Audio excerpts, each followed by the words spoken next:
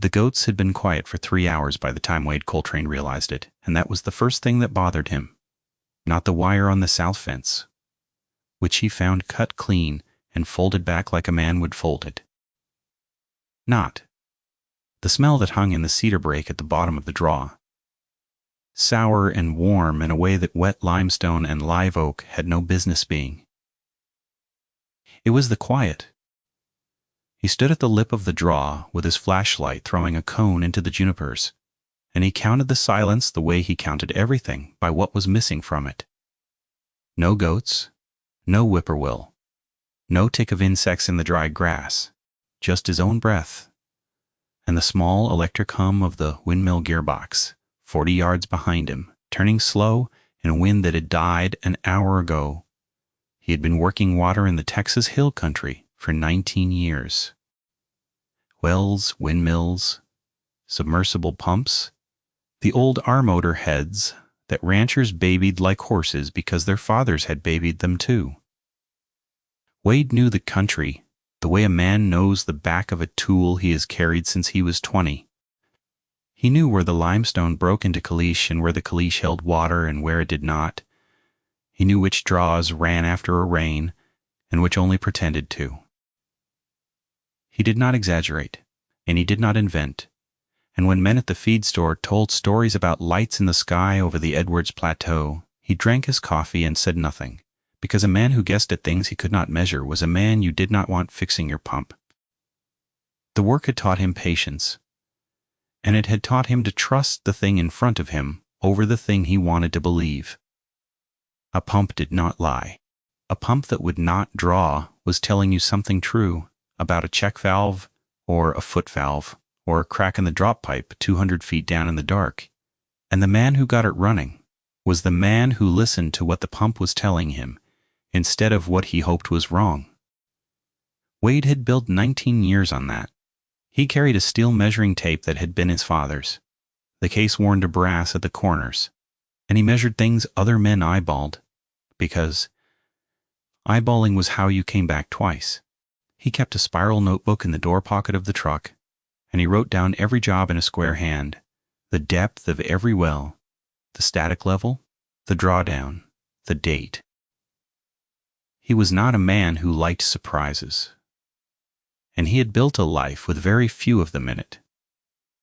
His tools were old and kept a pipe wrench with a handle worn to the shape of his grip, a headlamp he had carried up 100 towers, a leather belt of sockets that had cost him a week's pay a long time back and had not failed him since. He knew the weight of every piece of it the way he knew the weight of his own arm, and that mattered, because in 19 years of climbing windmill towers in the dark, he had learned to work by feel, to find the right socket in a pouch without looking, to seat a pin by the change in resistance under his fingers. He trusted his hands the way he trusted the tape. So when his hands told him something later that the daylight could not, he believed his hands, because they had never once in 19 years told him a thing that was not so. So when he stood at the cedar brake that night and felt the quiet press against him, he did not reach for a story. He reached for an explanation. A cat, maybe. A big tom bobcat would empty a draw of small sound. Coyotes shut up when something bigger moved through. He told himself that, and he believed about half of it. And the other half he carried back up the slope to his truck and tried to set down. He had come out to the Reuter place at dusk to look at a windmill that had stopped pumping, and he had found the trouble fast, a sheared pin in the gearbox, simple. And he had meant to be home by dark. Now it was nearly 11, and he was standing in a man's pasture, listening to nothing. The Reuter place sat on 1,200 acres of cedar and oak and blue-stem grass, northwest of the river, where the hills folded close and the roads turned to caliche, and then to 2 ruts. Old Klaus Reuter had run goats and a few head of cattle out there for 50 years, and now Klaus was 81, and mostly down at his daughter's place in Kerrville, and the ranch was kept by a hired man named Tomas, who lived in the bunkhouse near the front gate, a mile and a half from the windmill in the back pasture. Wade had the gate code and the run of the place. He had fixed that windmill twice before. He knew the ground. It was good ground for what? It was hard country that asked a lot, and gave a little the kind of place a man either loved or left inside a year. The cedar brakes filled the bottoms of the draws, where the goats liked to shade up in the heat. Dense stands of ash juniper grown close as a wall, dark even at noon, and Wade had cut his way through enough of them over the years to know how the light died inside them, and how sound died with it.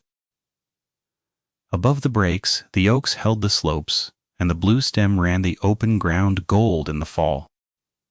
There was water, if you knew where to drill for it. And there was no water at all if you didn't.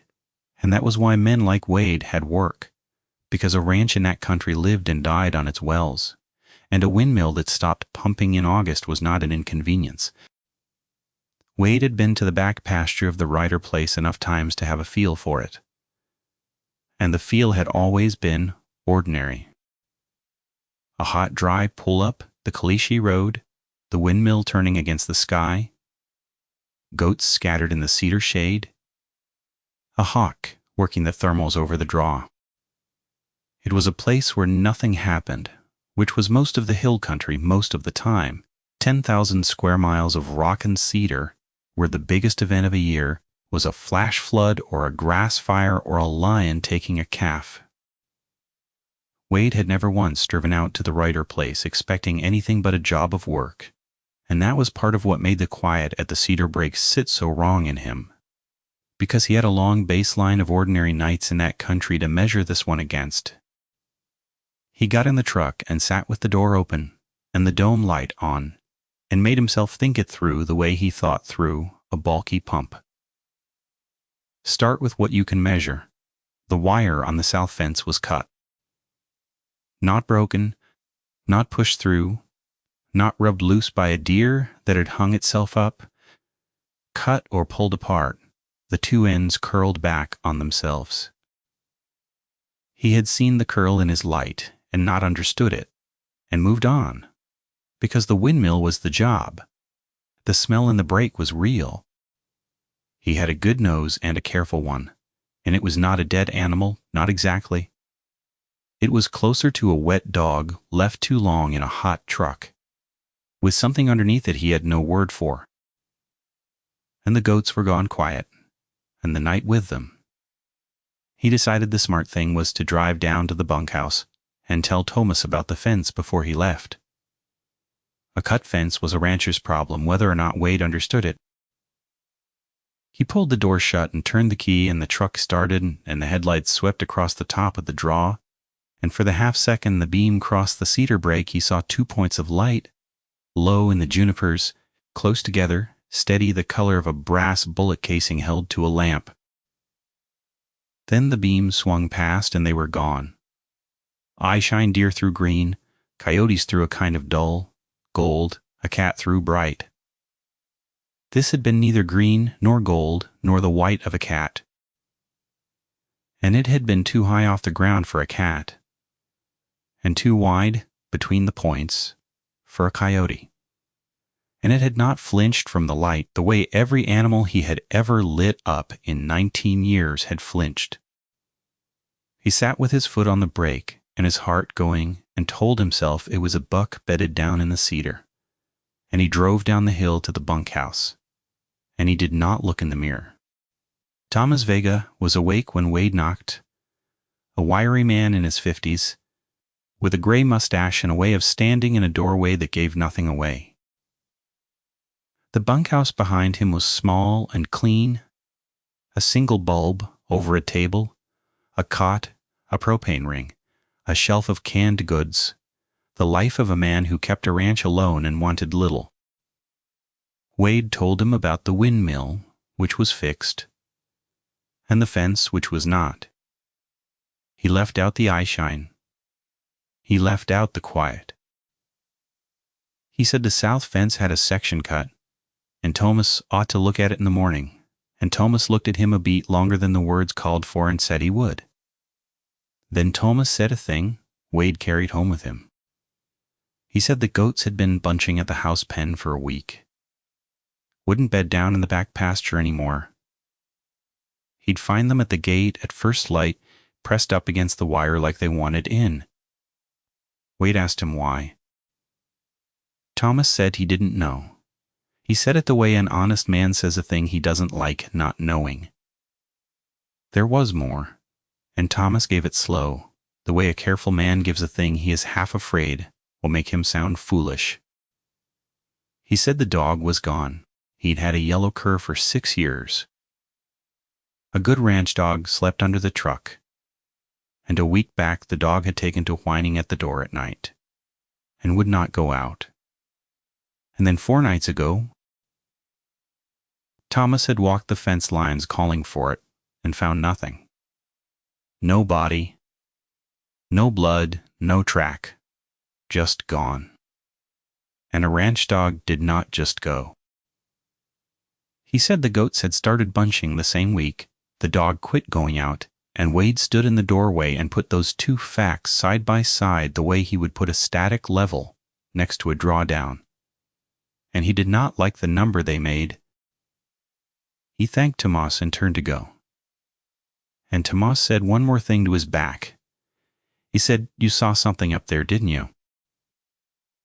And Wade, who did not lie, stood with his hand on the truck door and said he had seen eye shine in the cedar and did not know what threw it. And Thomas nodded like that was the answer he had been waiting on and shut the door. Wade drove the hour home with the windows down and the radio off. His wife Marisol was asleep when he got in, and their daughter Elena was asleep in the back room, 8 months old, in the crib he had built out of mesquite the winter before she came. He stood in the doorway of her room longer than he meant to. He listened to her breathe. He did not know yet why he did it. He told himself he was just tired. He did not go back to the Reuter place for 9 days, and in those 9 days he almost let it go. A man fixes pumps for a living, not mysteries. Then on the 10th day, Tomas called the shop and asked Wade to come look at the back windmill again because it had stopped pumping a second time. And when Wade asked what was wrong with it, Tomas was quiet on the phone, and then he said, "You'll want to see it yourself." So Wade drove out in the afternoon with good light, and he climbed the windmill, and the gearbox was fine. The pin he had replaced was seated and sound. The sucker rod that ran down into the well casing, though, had been pulled, not broken.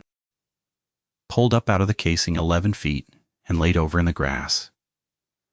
A length of steel rod a strong man could not have drawn straight up by hand, and there were no tracks of any machine. And the cap that covered the casing had been set back on, almost neat, almost like an afterthought. Wade stood in the grass with the pulled rod at his feet and made himself catalog it. The rod was 3/4 inch galvanized, set in the casing with a load on it, and it had been drawn up clean. The cap weighed maybe 9 pounds, and it had been replaced. He crouched at the base of the windmill, where the ground stayed soft from the overflow, and there he found the track.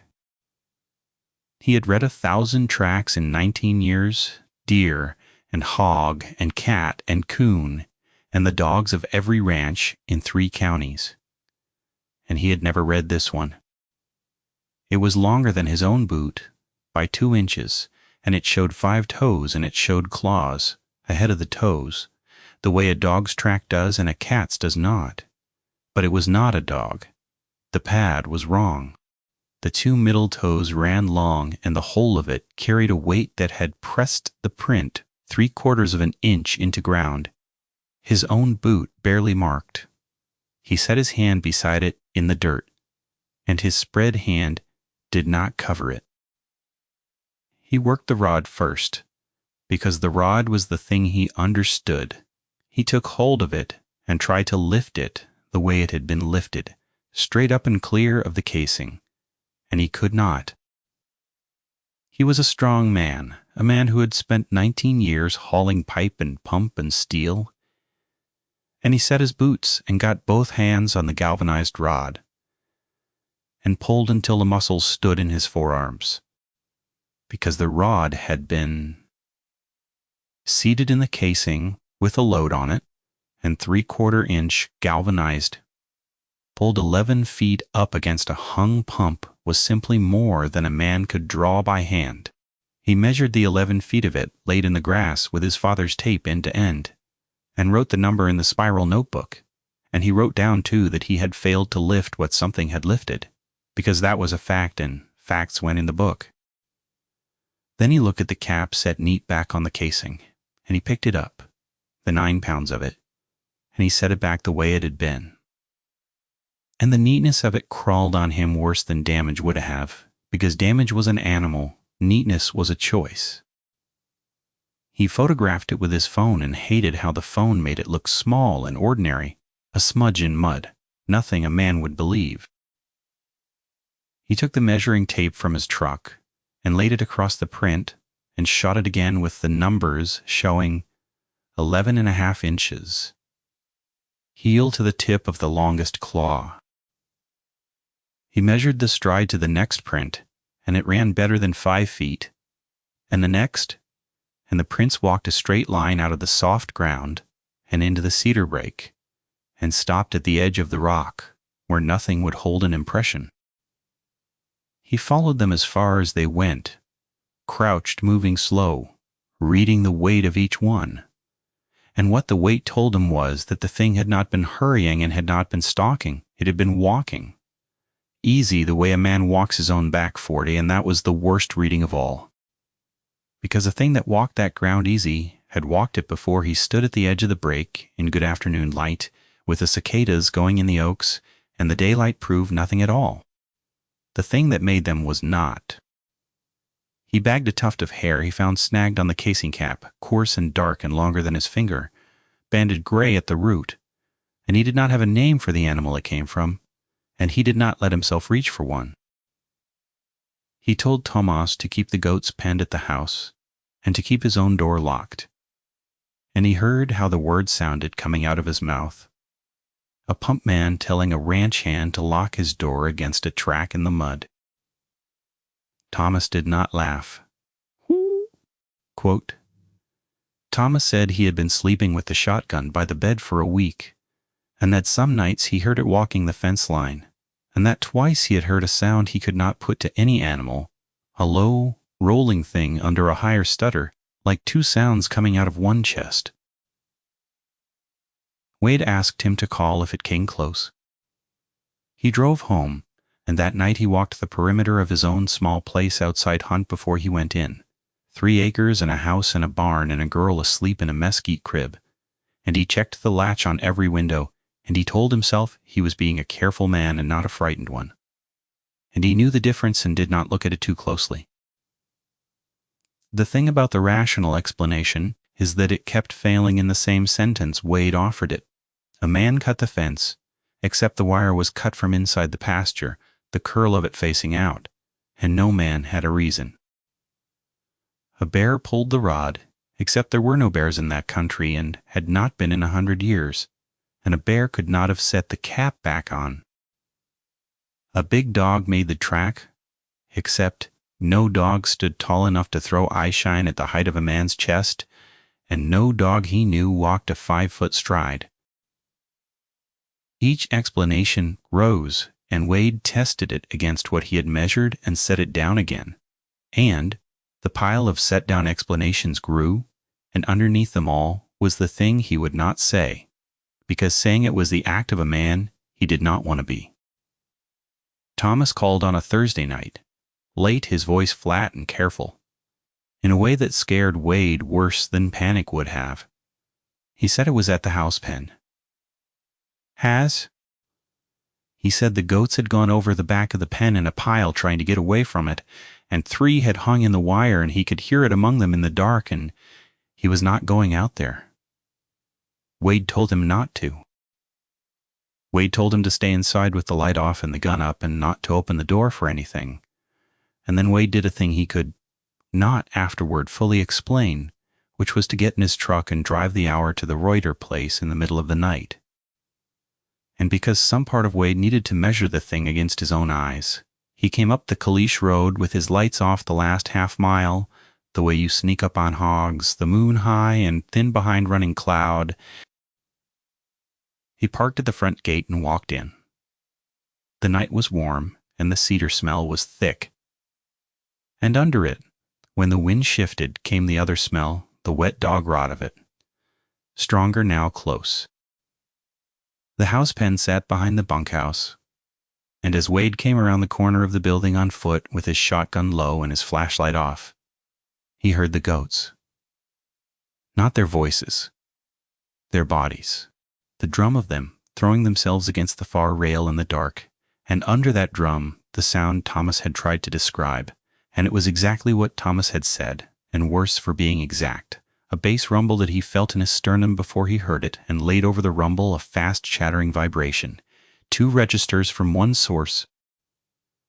For drawing for any throat Wade knew, he did not turn the light on.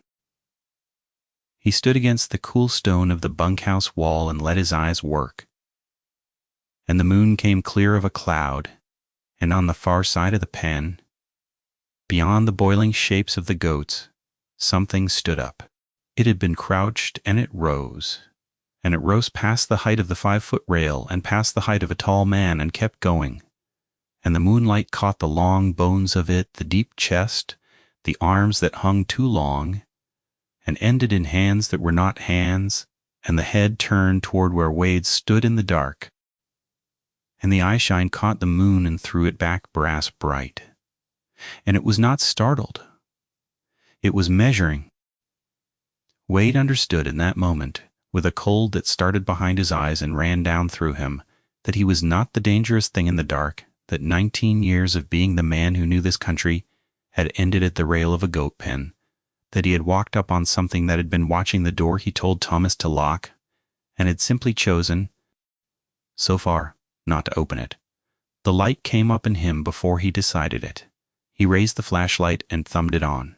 600 lumens straight across the pen, and for 1 full second, the thing stood lit. He would spend the rest of his life with that second. Dark hair, long and matted, banded gray the way the tuft on the casing had been banded. Gray muzzle, long and dropped open, and the wet teeth in it. The chest like a barrel of grain. One arm raised against the light, not the way a man shields his eyes, but the way a man marks where a light is coming from, so he can find it again. And the eyes above the arm, steady in the beam, not blinking, the pupils not closing, the way every living eye Wade had ever lit, had closed against 600 lumens, and that was the detail that broke the last rung of the ladder. Because there was no rational explanation left standing for an eye that did not flinch from the light. Then it dropped. It went down behind the rail and along the ground and away. Nothing that size should move, low and fast and silent, and the goats screamed, and it was over the back fence and gone into the cedar break before Wade had crossed half the distance to the pen. He got Tomas out of the bunkhouse, and the 2 of them stood in the goat pen in the dark, with their backs together and their guns up, and Wade put his light on the 3 goats hung in the wire, and saw that 2 of them were dead, and 1 was not, and he did not put the light on the dead ones long enough to learn how they had died, because that was not a thing he needed in his head. The living one he cut loose, and it ran. The smell was everywhere. Thomas was saying something in Spanish under his breath, the same words over, and Wade was not a praying man, but he did not tell him to stop. When the sky began to gray in the east, they were still standing there, and dawn came up slow over the Edwards Plateau, the way it always had, and it lit the cedar break and the broken fence and the 2 dead goats, and it proved nothing. It was only the withdrawal of the dark. Wade called the sheriff's office that morning, and a deputy came out at noon, a young man named Pruitt, who was polite and bored and wrote down what Wade told him with a pen that kept running dry. Wade showed him the track at the back windmill, still pressed clean in the soft ground, and Pruitt photographed it and allowed that it was a big one and asked if maybe a bear had wandered down from somewhere. And Wade said there were no bears. Wade showed him the pulled sucker rod, and Pruitt said equipment failure was outside his department. Wade showed him the dead goats, and Pruitt said he'd file it as predator loss and that the rancher should call the trapper the county used for lions. Wade asked him to come back at night. Pruitt said he'd note the complaint. He left a card. He did not come back. Wade stood in the road and watched the cruiser go down the caliche, trailing dust, and understood that whatever was out here, no one with a badge or a radio was going to arrive in time to stand between it and anything. That the help a man imagines is coming is a story he tells himself, and that the only one who was going to be standing at the pen at night was the one who chose to stand there. He should have walked away. He told himself that driving home, that it was Roeder's ranch and Tomas's job and the county's problem, and not the business of a man who fixed pumps. He told himself that, and he knew he would go back because the thing had looked at him across the pen and he had felt it learning him, and a man does not unfeel that. He sat at his own kitchen table that night with Marisol across from him, and he told her some of it, the fence and the track and the goats, and he did not tell her about the second the thing stood lit, and she watched his face the way she did, when he was holding the worst of a thing back and she did not push. And she got up and checked the latch on Elena's window herself, and that was how Wade knew she had heard what he had not said. The next week, he set trail cameras at the Roeder place, 4 of them, on the back windmill and the south fence, and the house pen, and the mouth of the cedar break. He ran new wire on the cut fence, and he hung a work light off the bunkhouse, and a second off the back of his truck, and he began driving out at dusk and sitting up through the dark with Tomas, 2 men and 2 guns and a thermos of coffee, watching a goat pen in the hill country. For 3 nights nothing came. The cameras caught a ringtail and a possum and the slow swing of cedar in the wind. The goats settled. Wade began to think it had moved on, the way a lion will work a country, and then drift to the next. And he let himself believe it the way he had let himself believe the bobcat at the start about half. On the 4th night, the work light off the bunkhouse died, not burned out. The cord had been cut, the same clean curl to the copper that the fence wire had shown, and it had been done between 2 passes of Wade's flashlight, in the space of a held breath, 20 feet from where 2 armed men sat. Wade understood then that it had not moved on. It had watched them set their lights and learn their watch. And it had reached in and taken 1 light from the middle of their guarded ground to show them it could. And Wade thought of the cap set neat back on the well casing, and understood that this was the same hand, that the thing did not blunder, that everything it had done from the first cut wire had been a question asked and the answer measured. He did not say any of this to Tomas. He got down off the truck and walked to the deadlight with his shotgun up and his flashlight throwing wild, and he found the cut cord, and he found, in the dust below it, 1 print, fresh. The cameras, when he pulled the cards the next morning, held almost nothing. 3 of the 4 had stopped recording at the same minute. 11:41, their last frames, a blur of motion too close to focus, a wall of dark hair filling the lens. The 4th, the one at the mouth of the cedar break, had caught it crossing in the open for 2 frames, and Wade sat in his truck and looked at those 2 frames for a long time. In the first, it was low to the ground, moving, and the shape of it was wrong for anything the camera had ever been pointed at on any ranch. In the second, it had stopped and turned its head to the camera, and the eyeshine had bloomed the whole frame white, and there was nothing to see but the light coming back. And Wade thought that was the truest picture anyone would ever get of it. A thing that gave back only the light you spent on it and kept the rest.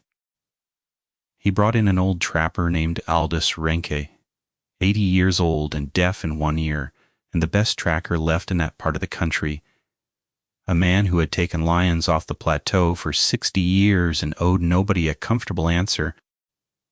Renke walked the ground at the back windmill slow with a forked cedar stick, and he crouched at the track a long time. And he laid his own ruined old hand beside it, and he did not say bear, and he did not say lion. He stood up and worked his jaw, and looked off at the cedar brake and said, I have cut sign on everything that walks this country in 80 years. And he stopped there, and Wade waited, and Renke said, I don't know what made that, and I don't like not knowing. Then the old man got in his truck, and he did not offer to come back at night, and Wade did not ask him to, because there are limits to what you can ask a man to stand in the dark beside, and Renke had earned the right to drive home. The nights got worse, and they got worse in a pattern, and the pattern was the thing that finished the last of Wade's doubt.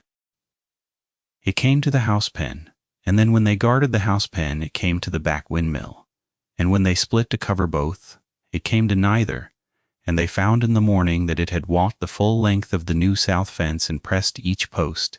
The wire bowed out at every one, testing the whole line for the give. The way a man checks a fence, he means to come through later. It learned their watch, and moved against